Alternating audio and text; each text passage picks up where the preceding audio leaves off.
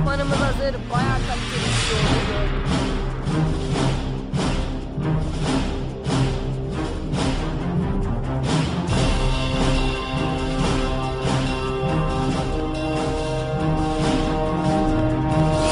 Benim ellerimlerim. Ben çıkarıyorum yemek için. Hafif hafif alsak o bile yeter bize. Evet, hafif hafif alsak.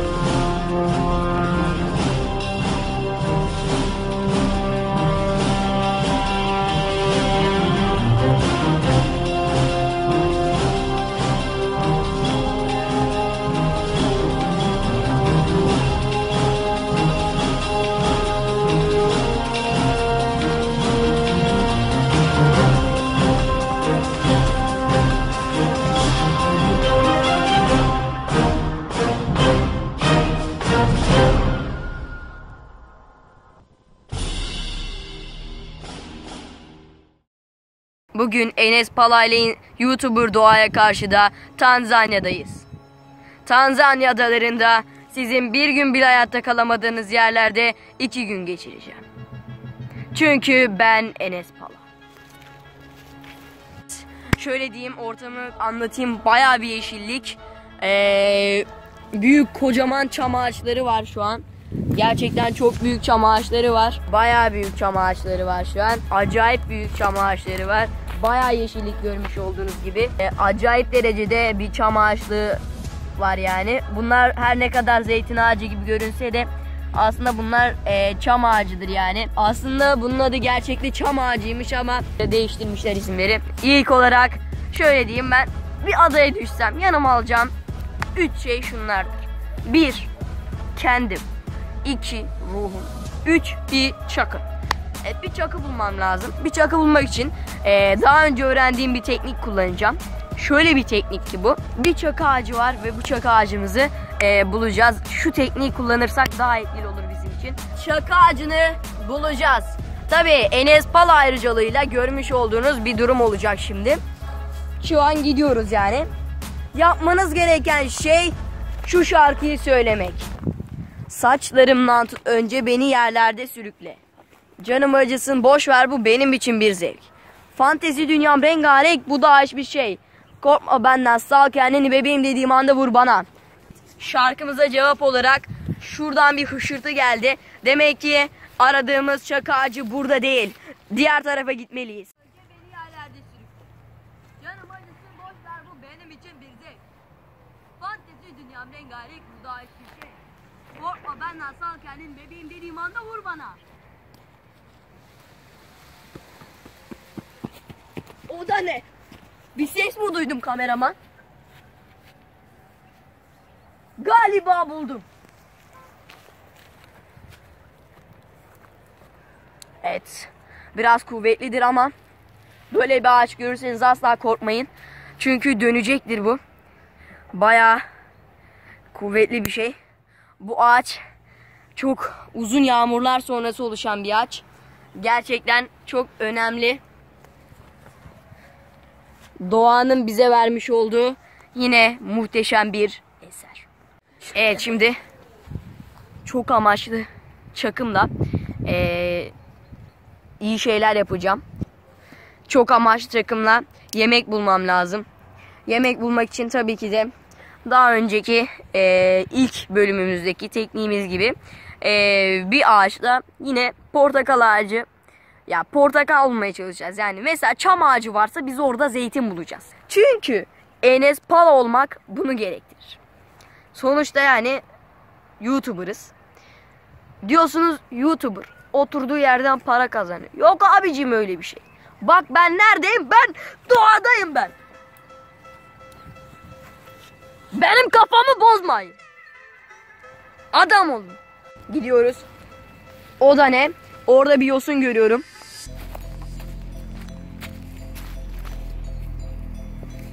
Yenilebilir. Aynı zamanda bu yosun suya yaklaştığımızı da belirtiyor. Yani burayı kassam ben buradan toprağı emerek bir verim elde edebilirim. Şu an çıkarıyoruz yemek için. Şöyle hafif hafif alsak o bile yeter bize. Evet, hafif hafif alsak o bile yeter. Şimdi çakımla bu muhteşem yeri kazacağım. Biraz suya ihtiyacım var. Toprağa sormam lazım. Şöyle alıyoruz bir tel. Ya bir tel derken tabii siz ne kadar suya ihtiyacınız varsa o kadarını, ben bir uzman olarak bu kadarını tavsiye ediyorum. Tadı gayet güzel. Doğal kaynak suyu, şu hani C su, mübarek C su yani. Toprak. Hava çok soğuk. Üşüdüm. Acilen kendime bir mont, ceket bir şey bulmam lazım. Biliyorum üstümde bir şey var ama bu yetmez. Bu şartlarda daha büyük şeyler lazım. Hemen gidiyoruz.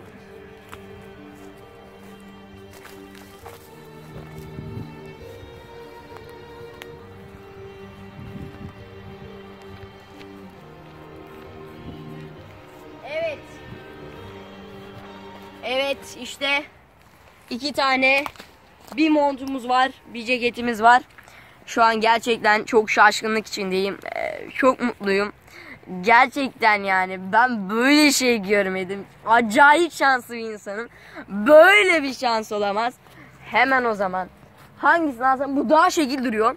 Tabii yani süse daha çok ihtiyacımız var. Sonuçta bir adadayız yani, hayatta kalmaya çalışıyoruz. Buna daha çok ihtiyacımız var. Daha yakışıklı görünürüz. Burada da bir şey var. Bu daha sıcak tutar. Ama bizim için önemli olan design. Yani şekil, görüntü. Hangisini almalıyız? Onu çok istiyorum ama maalesef ısınmam lazım. Seçimim bu. Güle güle şekilli ceket. Evet. Burada düşünür adam gibi uyuyacağım şöyle. Biliyorum hava aydınlık. Bura kış saati uygulaması var. Yani biliyorsunuz Türkiye ile birebir değil. Biri dünyanın öbür ucunda, biri dünyanın öbür ucunda. Yani o yüzden benim uyumam lazım. Burada gündüz gözüküyor biliyorum. Düşünür adam gibi uyuyacağım. Evet, şu an canlı yayındayız. 5 milyon aboneye çok az bir süre kaldı. Hem de çok az bir süre kaldı. Çok az yani. Hemen şu an canlı abone sayıcını açıyorum. Bakalım 5 milyon olacağız mı? Canlı yayında oluyoruz. Bir de çok mutluyum. Gerçekten acayip mutluyum. Buralara sizin sayenizde geldim. Hadi. Evet. 4 milyon 999 bin 999 ve 5 milyon. Evet. 5 milyon kişiye ulaşıyoruz. Adamsınız. Büyüksünüz. Helal olsun be. Çok mutluyum şu an. Gerçekten acayip mutluyum. Canlı yayında 5 milyon abone oluyoruz. Çok mutluyum be ya. Büyüksünüz. Adamsınız gençler.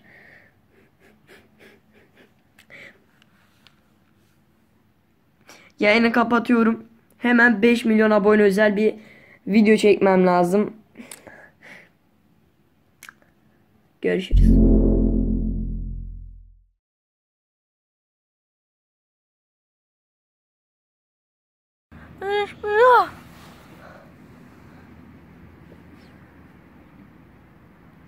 Az önce ne oldu? Evet. Yani böyle biraz bir şeyler yememiz lazım. Çok acıktım. Bir kuşa ihtiyacım var. Kuş burnu. Kuşa ihtiyacım var. Bunun için bir av aleti yapmam lazım.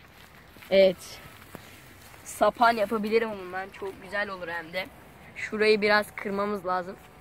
Sapanımız hazır. Bayağı kaliteli bir şey oldu gördüğünüz gibi. Elimizdeki imkanlarla yaptık. Tanzanya adası imkanlarıyla. Bayağı kaliteli oldu.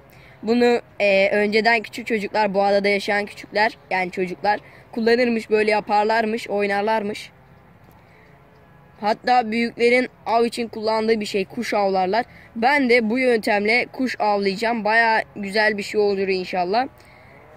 Evet, şöyle bayağı güzel oldu yani yaptığım şey. Evet, şimdi bir kuş avlayacağım. Evet. Aha, düştü. Kuş düştü. Evet, kuşu yakaladım. Şimdi onu yiyeceğim.